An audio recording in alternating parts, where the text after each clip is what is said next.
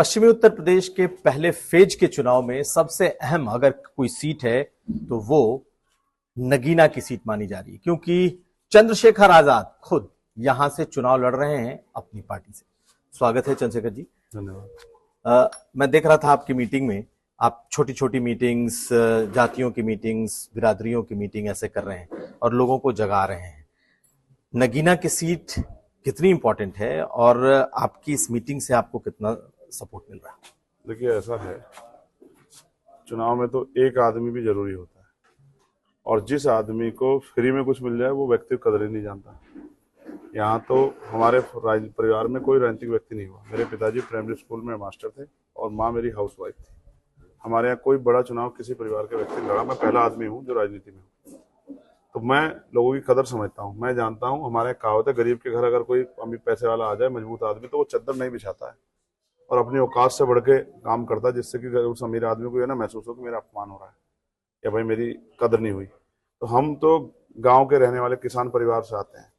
हमने तो बचपन से संघर्ष देखा है, आज भी हम संघर्ष कर रहे हैं। हम गांव में जाते हैं, छोटी छोटी मीटिंग इसलिए करते हैं क्योंकि मेहनत मजदूरी करके लोग अपना घर चला रहे हैं। बड़ी रैली करेंगे, समय जाएगा, साधन लेंगे, सब चीजें, इतने साधन भी हमारे पास नहीं है।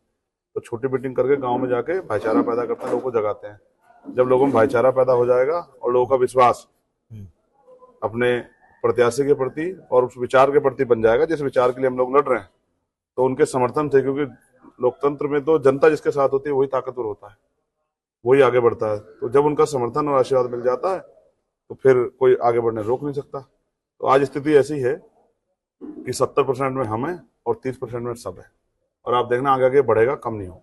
70% में आप हैं, लेकिन आपका मुकाबला किससे है? मैं सुन रहा था आप कह रहे हैं कि आपका मुकाबला एक ही आदमी से, तो क्या आमने सामने की लड़ाई?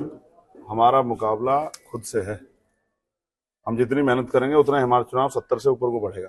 बीजेपी से नहीं है आपका? मैं फिर कह रहा हूँ, बीजेपी ने जितना जनता का इलाज किया ना, जनता खुद देख रही है।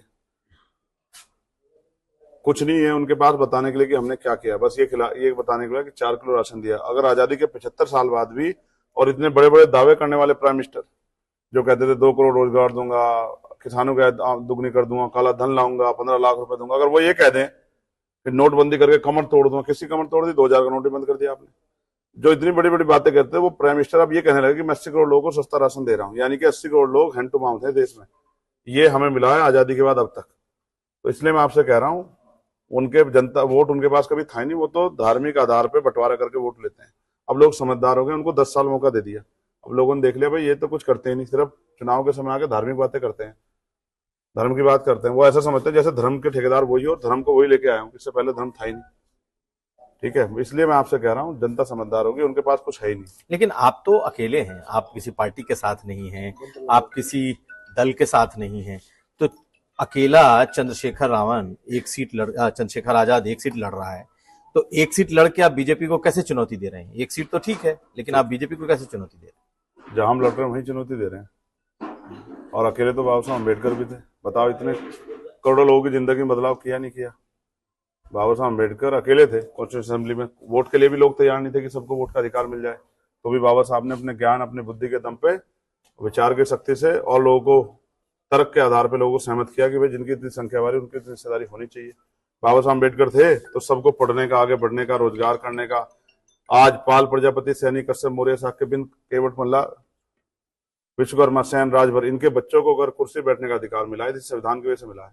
और अगर ये संविधान नहीं हुआ, जैसे भाजपा के लोग नेता कह रहे हैं, राजस्थान वाले बोले और वो हेगड़े साहब भी बोले कि भाई हम संविधान बदल देंगे, तो इसका मतलब वो संविधान नहीं, लोगों पे जो अधिकार है उनको बदलना चाहते हैं। नहीं, लेकिन आपने जितनी जातियों के नाम ले लिए, पश्चिमी उत्तर प्रदेश से लेकर देख लें तो सब बीजेपी के साथ खड़ी हैं। जबरदस्ती खड़ी करवा रहे हो आप? मैं नहीं खड़ा करवा रहा, कौन नेता कहता है? आप ये देखो, ये पूरा पाल, प्रजापति, सैनी समाज है। आप बताओ कहाँ खड़ा है? मैं आपसे बहुत जिम्मेदारी से कह रहा हूँ, उन्होंने मुझे आशीर्वाद दिया है, तो ये प्रत्यक्ष अप्रत्यक्ष आप इसको नहीं समझ पाओगे। उन्होंने प्रत्याशी कहाँ से बुला के भेजा? उन्होंने यहाँ का प्रत्याशी भी लड़ा है कि जिससे कुछ वोटों का नुकसान चंद्रशेखर को ना हो। उन्होंने बाहर का प्रत्याशी लड़ा, वो इतना बेचारा फील्ड में जाएगा, इतना तो चुनाव ही खत्म हो जाएगा। और अगर आकाश, मेरे छोटे भाई आज आ भी रहे हैं, तो आप देखना, वो इसलिए आ रहे हैं कि जब वो चुनाव लड़ा रहे हैं तो उनको आना है, तो लोग ये ना सोचे कि भाई चंद्रशेखर की सीधी मदद कर रहे हैं, तो वो आएंगे और बात कह के चले जाएंगे। और मैं आपको कह रहा हूँ, पूरा संगठन हमें चुनाव लड़ा रहा है, और वो भी जानते हैं कि भाई समाज भी देख रहा है कि पहले हमने एक नेता बना दिया, एक नेता तैयार है, दूसरे को बना दो, ये भी अपने पैरों पर खड़ा होगा तो हमारी बात और मजबूत हो जाएगी। एक से भले 2 होते हैं और एक 11 होते हैं। अभी बहन जी है और दूसरा चमचेगा भी खड़ा होगा भतीजे के रूप में, तो 2 हो जाएंगे, तो ये हमारी सारी लड़ाई को आसान कर देंगे। तो आप ये कह रहे हैं कि बहन जी आपको परोक्ष तौर से आपको मदद कर रही हैं, आपको उन्होंने खड़ा किया है, आप उनके कैंडिडेट। प्रत्याशी भी इतने दिन बाद उन्होंने घोषित किया जब आधा चुनाव खत्म हो गया था। तो वो मैं फिर कह रहा हूं ना, जल और कुल की सबको आती है, उनको भी आ रही है कि भाई 11 साल से वो हमारा बेटा लड़ रहा है, उतनी मुसीबत है उसके सामने, जितनी उम्र नहीं उससे ज्यादा मुकदमे 39-40 मुकदमे सरकार ने उसके ऊपर लगा दिए, उसके ऊपर गोली भी चल गई। तो वो भी आप समझो ना, कुछ चीजें ऐसी होती है जो ना कहने की होती है। अब आपको क्या पता कि हमें कितने परिवार में कितना प्यार होता है। परिवार में प्यार है और उनका आशीर्वाद हमेशा से मेरे साथ रहा और अब भी उनका आशीर्वाद मेरे साथ है। वो भी चाहती कि बाबा साहब अम्बेडकर, माननीय काशीराम साहब की बहुजन समाज की विचारधारा आगे बढ़े, वो भी इसको जिंदा रखना चाहती है। लेकिन एक बात और है कि आप पूरी तरीके से अकेले चुनाव में आए, किसी गठबंधन के साथ नहीं आए। अखिलेश यादव से चर्चा चलती रही कि शायद आप अखिलेश यादव के साथ आएंगे, लेकिन उन्होंने भी आपकी सीट पर अपना कैंडिडेट उतार दिया। देखिए, आपने कहा कि मैं अकेले आया, मैं अकेले नहीं आया था। मैंने इंडिया अलायंस के सारे नेताओं से बात की, सारी पार्टियों से, शरद पवार साहब से बात की, मैंने कांग्रेस के लोगों से बात की, मैंने अखिलेश जी से बात की, जैन जी से बात की। जैन जी तो उसमें है नहीं, मैंने सबसे बात की। मैंने उनसे कहा कि भाई हम एक सीट पे चुनाव लड़ेंगे, बाकी पे आपकी मदद करेंगे। इसलिए मदद करेंगे कि भाजपा भी रुक जाए, और दूसरा इसमें जबकि हमारा बहुत बड़ा नुकसान हुआ, हमारा बना बनाया संगठन उनको मजबूरी में अलग अलग जगह वोट करना पड़ रहा है। तो दूसरा सबसे बड़ा नुकसान ये हुआ कि 542 सीटों पे जिन जिन स्टेटों में हमारा संगठन है, अब वो हमसे सवाल कर रहे हैं कि हमें क्या करना चाहिए। तो मैंने इन सबसे बात की कि भाई हमारी मदद कराओ, और हम इसलिए चाहते थे मदद, भाजपा आ रहे पहली बात। दूसरा, मेरे जैसे व्यक्ति पे गोली चली जो इतने लोगों का नेतृत्व कर रहा, किसी ने किसी एक सदन में आवाज नहीं उठी, ना पार्लियामेंट में, ना असेंबली में, ना राज्यसभा में, ना विधान परिषद में। तो इसका मतलब हमारे मरने जीने से किसी को फर्क नहीं पड़ता।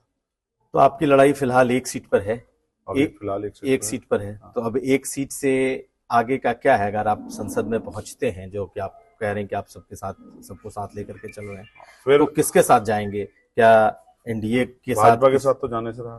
ठीक है, मैं मर तो सकता हूँ, लेकिन भारतीय जनता पार्टी के साथ नहीं सदन में जाकर बैठ सकता, उनके खेमे में नहीं जा सकता।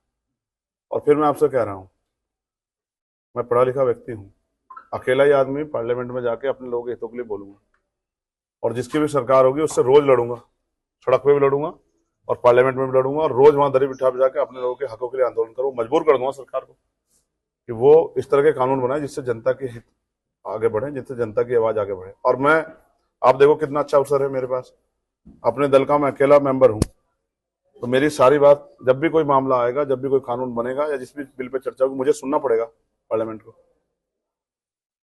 बाकी तो लोग पीछे बैठे रहेंगे, तो मुझे सुनना पड़ेगा। मैं अपनी बात को रखूंगा और जोरदार देकर रखूंगा, पूरी हिम्मत से रखूंगा। अपने लोगों को बताऊंगा कि ये जो बिल है इसकी सच्चाई क्या है, और ये बिल जनता के हित का है नहीं है, और उससे जो है जो वैचारिक ताकत पैदा होगी उससे आंदोलन को मजबूत करेंगे।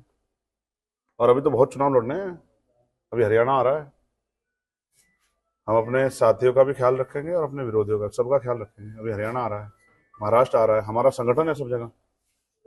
हम एमपी एमएलए की लड़ाई थोड़ी लड़ रहे हैं, हम तो आंदोलन की लड़ाई लड़ रहे हैं कि आंदोलन बहुत दूर तक पहुंचे लोगों तक। 19 को आपका चुनाव खत्म हो जाएगा जी, 4 जून को रिजल्ट है। ठीक है। आप 1-1.25 महीने किसके लिए चुनाव प्रचार करेंगे? किस पार्टी के लिए, किस कैंडिडेट के लिए, किसी के लिए करेंगे? इसका फैसला ना तो मैं कर सकता, ना आप। इसका फैसला बोल तो सकते हैं आप, पार्टी करेगी। भाई कल का मौसम कैसा होगा ये मौसम वैज्ञानिक बता सकते हैं, मैं तो मौसम वैज्ञानिक भी नहीं हूँ। मैं तो मैंने कहा पार्टी का कार्यकर्ता हूँ, पार्टी का जो फैसला होगा मैं उसका सम्मान करूंगा। मैं सबकी मदद करना चाहता कि सब आगे बढ़े और ये सत्ता से मुक्ति मिले, लेकिन कौन किसी को रोकना चाहता ये आप और मैं जानते हैं, और सबने देख भी लिया। पिछली बार तो अखिलेश जी ने कह दिया भाई चंद्रशेखर आजाद पे किसी का फोन आ गया था तो उठ के चले गए। इस बार किसका फोन आ गया? इस बार तो मीडिया ने आपसे पूछा तो भाई आपने कह दिया कि भाई हमने बहुत लोगों को आगे बढ़ा दिया, अब हम किसी को आगे नहीं बढ़ाना चाहते। तो आप ये सोचते हो फ्री में आपको समाज वोट कर देगा, आपके कारनामे भूल जाएगा समाज। किसी यही वही सीट है जिसपे प्रमोशन रिजर्वेशन का बिल जो है फाड़ा गया था एमपी के द्वारा। समाज भूलने वाला थोड़ा, ये समाज सब जानता है समाज। हम तो कोशिश कर रहे थे सब लोग एकजुट रहे, और हम तो अब भी कोशिश कर रहे हैं कि भाई आपने बुरा कर दिया हमारा कोई बात नहीं, हम आपको कह रहे हैं, हम आपके लिए मंगल कामना करते हैं, हम संतों गुरुओं महापुरुषों को मानने वाले लोग हैं कि भाई आपका भला हो। हम तो नहीं, लेकिन एक सवाल तो उठता है ना हमेशा कि भाई आपने कोशिश की अखिलेश यादव के साथ जाने की या फिर उनकी मदद लेने की या उनको मदद करने की, आपके और अखिलेश यादव के बीच ऐसी कौन सी बात रही कि अलग अलग लड़ रहे हैं ना, वो आपको सपोर्ट कर रहे हैं, यहाँ तक कि कैंडिडेट भी उन्होंने आपके खिलाफ उतार दी, कौन सी ऐसी बात रही? उन्होंने भी अच्छा किया, कैंडिडेट इतनी दूर का लाके उतारा, लोग कह रहे हैं भाई तेरा करेंगे क्या हम। यानी वो भी मदद कर रहे हैं आपकी? अब समझ रहे हो ना, मैं आपको फिर कह रहा हूँ, उनकी मजबूरी रही होगी कैंडिडेट उतारना बेचारों की। ये सीधे भी तो मदद कर सकते थे, कैंडिडेट ना देते? क्या पता, फिर आप लोग ये बहन जी की बात तो समझ में आती है कि चलो एक उन्होंने, वो भी तो भाई हैं, वो कौन सा गैर है मुझसे, मैंने उनकी मदद नहीं की क्या? रामपुर में मदद की उनकी खतौली मदद की, मैनपुरी में मदद की, घोसी मदद की, मैंने क्या उनकी मदद नहीं की? तो अभी तो उनके सारे सीट बचे हैं, करेंगे मदद? मैंने क्या कहा आपसे? वो भी मदद कर रहे, तब उन्होंने इतनी दूर का प्रत्याशी उतारा जो जिसे बेचारे को लोग जानते नहीं, उसका भी भला हो।